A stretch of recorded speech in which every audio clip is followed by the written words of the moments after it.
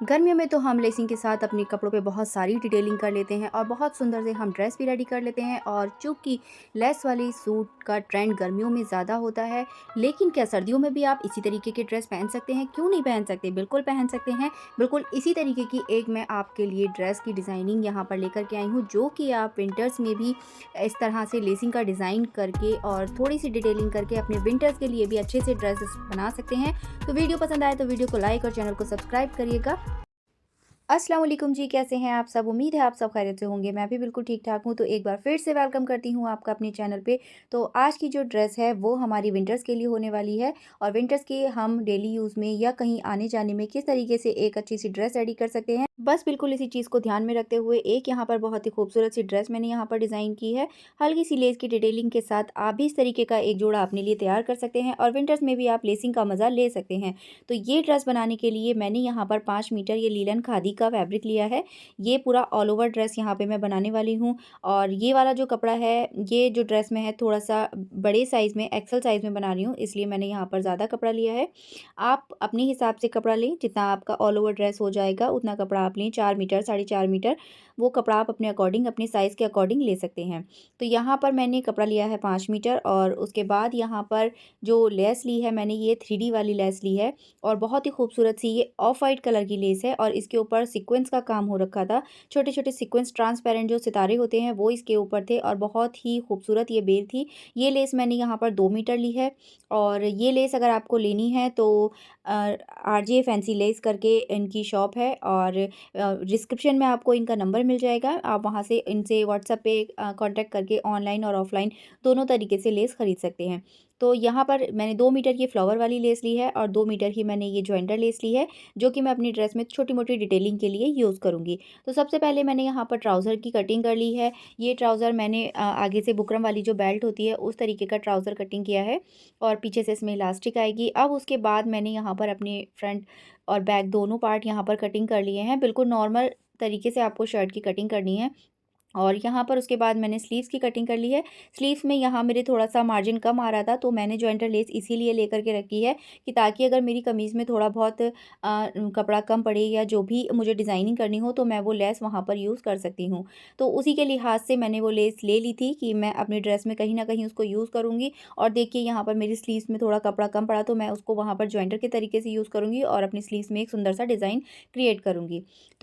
तो अब मैंने यहाँ पर नेक बनाने के लिए एक बुकरम का पीस ले लिया है और इसकी गहराई जो मैंने रखी है 8 इंच रखी है और जो इसकी चौड़ाई रखी है मैंने 4 इंच रखी है और एक इसमें राउंड शेप मैंने यहाँ पर ड्रॉ कर ली है।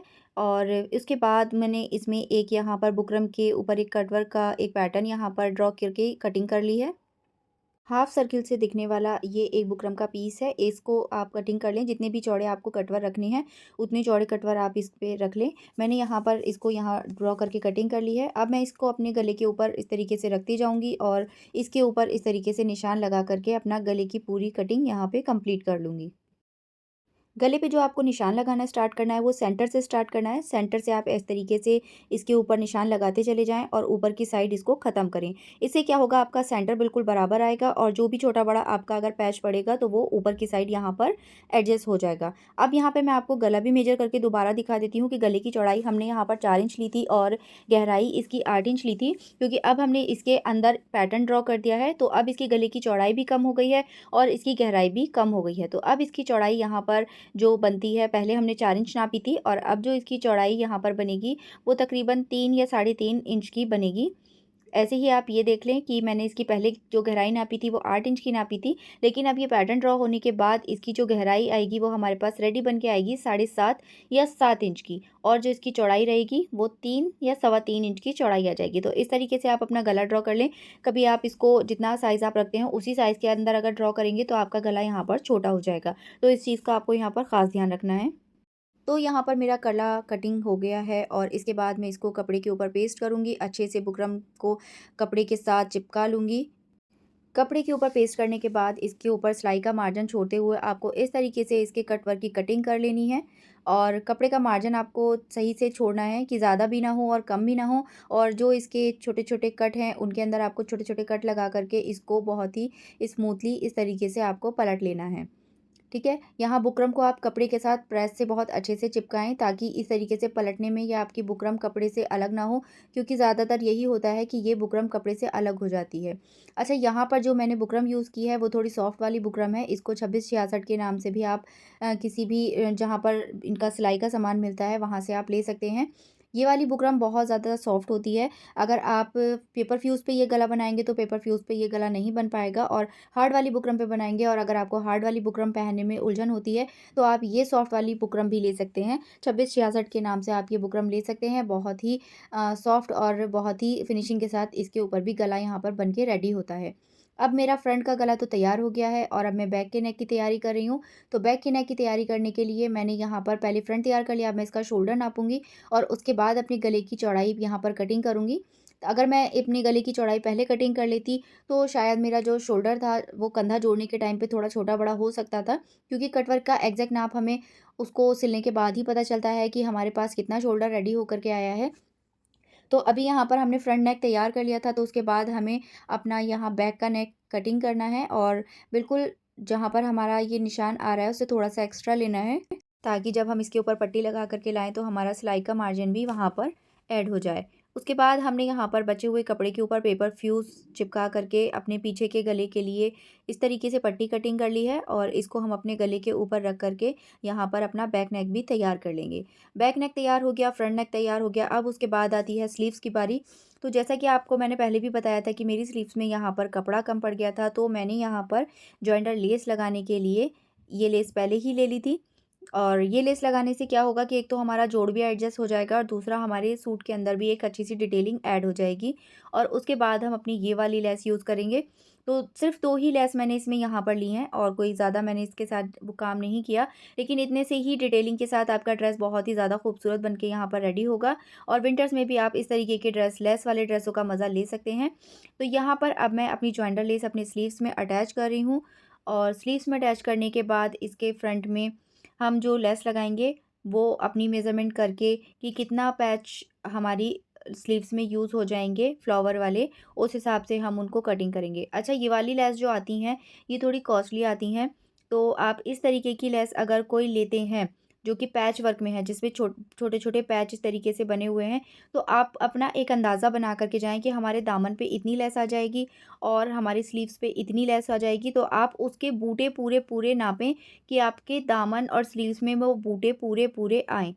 अगर आपने अंदाज़े से ही लेस ले ली और ऐसा हुआ कि आपने स्टार्टिंग से लगानी शुरू करी और आपका आधा बूटा कट गया और आधा बूटा रह गया, तो वहाँ पर जो आपका ड्रेस है, वो थोड़ा-सा अटपटा-सा लगता है।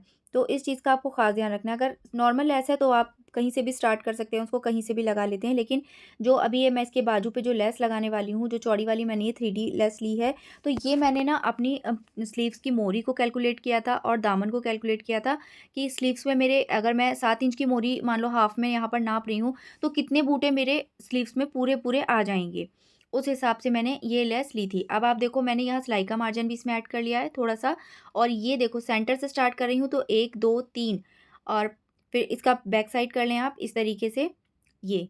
तो टोटल यहाँ पर ये 5 बूटे मेरी एक स्लीव्स में आ रहे हैं। इस तरीके से आप इसको मेज़र करें। आप ऐसा ना करें कि इसको स्टार्टिंग से ही लगाना शुरू कर दें और फिर पूरी स्लीव्स पे लगा के लाएँ, फिर स्लीव्स का ढाल दें, तो इतनी सारी लेस तो आपकी वेस्ट हो जाएगी, स्लीव्स के अंदर चली जाएगी और वो फिर बाद में अंदर नीचे मोटी-मोटी भी बहुत लगती है। तो आप यहाँ पर इस तरीके से इतनी ही लेस यूज़ करें जितना आपका स्लीव्स की मोरी है और अपना सिलाई का मार्जिन उसमें ऐड कर लें। अभी आप देखो 5 बूटे मेरी पूरी स्लीव्स के ऊपर यहाँ आ गए हैं। इसी तरीके से मैंने ये वाली आस्तीन भी नाप ली थी, दूसरी आस्तीन भी नाप ली थी और मैंने अपना जो दामन था, जो मुझे दामन पे भी यही वाली लेस लगानी थी, तो उसको भी मैंने इसी तरीके से नाप लिया था। इससे क्या हुआ, मेरी लेस भी एक्स्ट्रा नहीं लगी और दामन स्लीव्स पे लेस देखने में भी खूबसूरत लग रही थी। तो अब मैं यहाँ दामन के ऊपर भी अपनी लेस लगा लूँगी। तो दामन पे मैं पहले इसको पेपर जो आपका ये जो आता है रिविल-सिविल टेप जो आता है, उससे हम इसको पेस्ट कर लेंगे पहले अच्छे से। लेस के नीचे रख कर के उसे प्रेस से चिपका लेंगे ताकि हम जितना डिज़ाइन यहाँ पर दिखाना चाहते हैं, उतना डिज़ाइन ही हमारा यहाँ पर दिखाई दे और जितना हम कपड़े के ऊपर रखना चाहते हैं और कितना हम कपड़े के नीचे लटकाना चाहते हैं, वो चीज़ पूरी यहाँ पर सेट हो जाएगी और आप रिविल-सिविल टेप लगा कर के आप उसको प्रेस कर देंगे, तो आपका ये लेस कपड़े के साथ वहीं पर फिक्स हो जाएगी। ये आप देखो जैसे कि मेरी लेस यहाँ पर फिक्स हो गई है। मैंने जो फ्लावर का हिस्सा है वो पूरा कपड़े के ऊपर रखा है और बाकी जो पत्तियाँ हैं वो नीचे की तरफ लटका दी हैं। अब ये सारा काम करने के बाद मैंने इनके ऊपर पैचिंग कर ली थी, क्योंकि ये वाली जो लेस होती हैं ये सीधी-सीधी सिलाइयाँ आप इनके ऊपर नहीं लगा सकते। सीधी सिलाइयाँ अगर आप इनके ऊपर लगाएँगे तो वो सिलाइयाँ आपकी दिखाई देंगी और जो कि देखने में बिल्कुल भी अच्छी नहीं लगती। तो इस तरीके की लेस के ऊपर आप हमेशा पैचिंग करें, एप्लिक करवाएँ और एप्लिक करने से ही ये लेस बहुत ही ज़बरदस्त लगती है। आपको पैचिंग करनी नहीं आती, आप मेरी पुरानी वीडियो जा कर के देख सकते हैं। मैंने उसमें पैचिंग करने का तरीका बताया है कि आप घर पे ही किस तरीके से पैच कर सकते हैं, और अगर आपसे वो भी फिर नहीं हो पाता तो आप कहीं भी मार्केट में जा कर के इस तरीके से लेस को रेडी करवा सकते हैं। तो इस तरीके से यहाँ पर मेरा शर्ट बिल्कुल कंप्लीट हो गई है और अब मैं इसकी ट्राउज़र लेती हूँ। ट्राउज़र मैंने पूरी ऊपर से सिल करके रख ली थी। ऊपर से मैंने इसकी फ्रंट में बेल्ट लगाई है और बैक में इलास्टिक लगाई है। नीचे मुझे थोड़ी-सी डिटेलिंग करनी थी, इसलिए नीचे से मैंने इसकी मोरियाँ भी खुली छोड़ी है। तो मैं यहाँ पर नीचे इसमें भी कटवर्क का डिज़ाइन बनाऊँगी।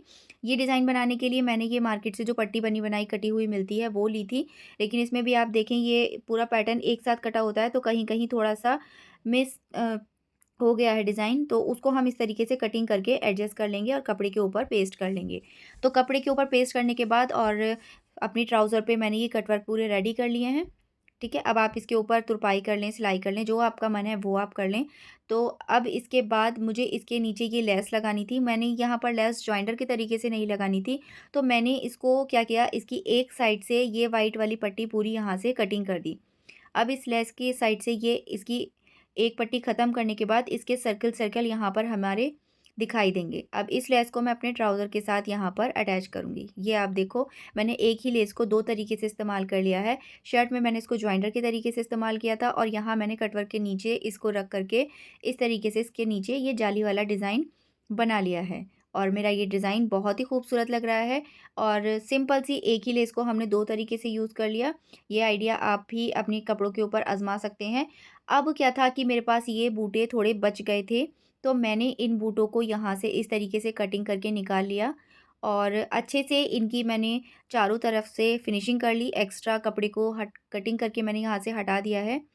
ये जो है जितनी भी नेट दिखाई दे रही है इस तरीके से मैंने यहाँ 2 पैच अच्छे से फिनिश कर लिए हैं, नीट कर लिए हैं बिल्कुल। और इनको मैं अब अपने ट्राउज़र के ऊपर जहाँ मुझे लगेगा कि हाँ ये बिल्कुल परफेक्ट लग रहे हैं उस तरीके से मैं इनको सेट करूँगी और इनके ऊपर भी मैं यहाँ पैचिंग कर लूँगी। और पैचिंग करने के बाद आप ये देखेंगे कि ये बिल्कुल ऐसा लगेगा कि जैसे हमने इसके साथ यहाँ पर एम्ब्रॉयडरी कर दी है। सिलाइयाँ ना लगाएँ आप इसके ऊपर बिल्कुल भी, क्योंकि इस तरीके के पैच के ऊपर सिलाइयाँ बिल्कुल भी अच्छी नहीं लगती हैं। तो अल्हम्दुलिल्लाह यहाँ पर मेरा ड्रेस बन के रेडी हो गया है। शर्ट आप देख सकते हैं, ट्राउज़र भी आप देख सकते हैं। नेक मैंने कटवर्क का यहाँ पर बनाया है, लेकिन नेक में मुझे अभी यहाँ थोड़ा खालीपन लग रहा है। यहाँ नेक में थोड़ा-सा कुछ और डिटेलिंग होनी चाहिए थी, तो वो डिटेलिंग मैं भी आगे आपके सामने दिखाऊँगी कि वो मैंने अभी इसके अंदर छोटे-छोटे पर्ल्स लगाए हैं, ताकि नेक पे भी जो थोड़ा-सा अधूरापन है, जो फीकापन है, वो भी हमारा यहाँ पर कंप्लीट हो जाए। तो इस ड्रेस को आप किसी भी व्हाइट दुपट्टे के साथ कैरी कर सकते हैं या व्हाइट स्टोल के साथ आप डाल सकते हैं। कॉटन लिनन ये फैब्रिक है और ये थोड़ा मोटा वाला स्टफ़ है और सर्दियों में आप इसको बहुत अच्छे से कैरी कर सकते हैं। बहुत ज़्यादा कंफर्टेबल रहता है सर्दियों के लिहाज से ये। तो ये वाला ड्रेस आप एक सर्दियों के लिए अपने ट्राई कर सकते हैं, ज़रूर ट्राई कीजिएगा। और आप मेरी वीडियो कौन से शहर से देख रहे हैं और मुझे कमेंट में ज़रूर बताइएगा, ताकि मैं आपका शुक्रिया अदा कर सकूँ। और वीडियो अगर आपको पसंद आती है तो वीडियो को आप प्लीज़ लाइक और चैनल को सब्सक्राइब ज़रूर कीजिएगा। बेल आइकन पे भी प्रेस कर लीजिएगा, ताकि मेरी वीडियो की आने वाली नोटिफिकेशन आपको आसानी से मिल जाए। तो यहाँ पर जो मेरा नेक था, इस नेक को का अधूरापन दूर करने के लिए मैं यहाँ पर ये वाइट वाले पर्ल्स ऐड करूँगी और ये वाइट वाले पर्ल्स मैं हर कटवर्क के यहाँ जहाँ पर इसकी नोक बन कर आ रही है, इसके ऊपर यहाँ पर टाँग दूँगी। और ये मोती लगाने के बाद इसका नेक की जो अधूरापन था वो भी ख़त्म हो गया है और ये ड्रेस अब और भी ज़्यादा खूबसूरत लगने लगा है। तो अब मैं आपको अपनी ड्रेस का दिखाती हूँ फाइनल लुक और मिलती हूँ नेक्स्ट वीडियो में। जब तक के लिए अपना ध्यान रखिएगा, दुआओं में याद रखिएगा। मिलते हैं नेक्स्ट वीडियो में और आप देखिए ड्रेस का फाइनल लुक। अल्लाह हाफ़िज़।